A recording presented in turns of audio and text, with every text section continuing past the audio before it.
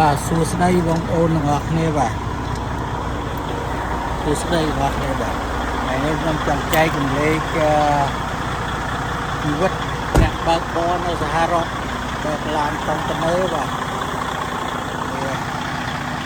ថ្ងៃនេះរៀបចំយកអីវ៉ាន់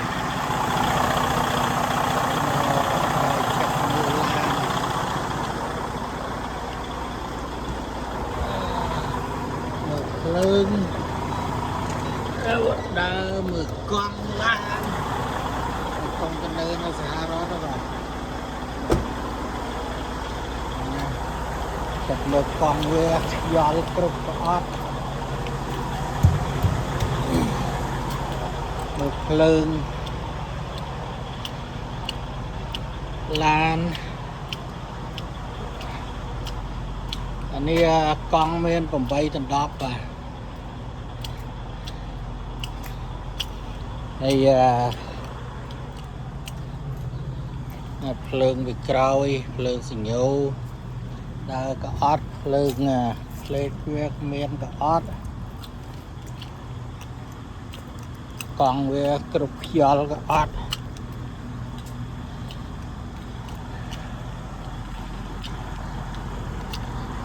មើលប្រេងឡាន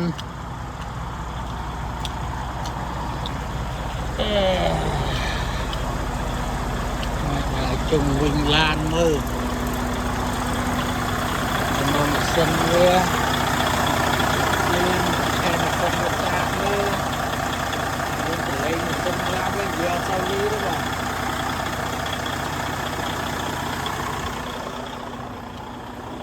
ទពេលឆែកឲ្យអូយបាត់ការ៉ូវា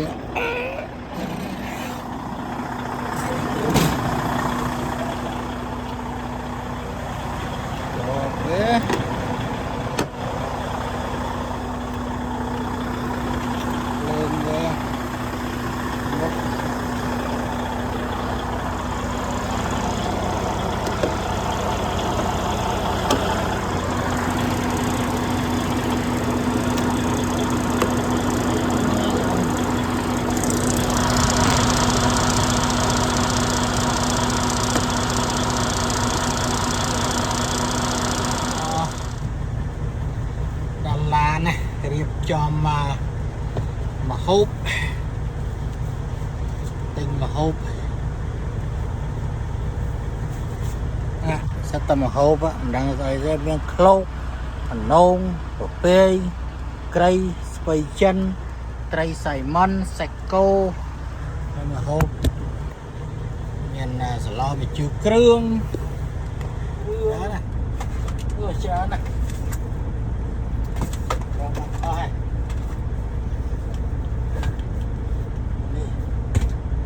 បាយ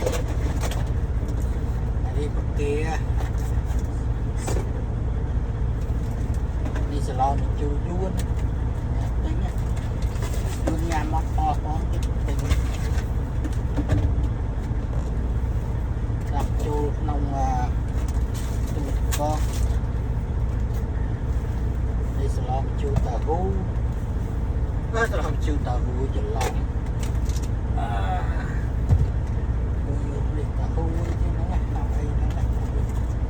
យួនខ្លះហូបខ្មែរខ្លះហូបចិនមានណា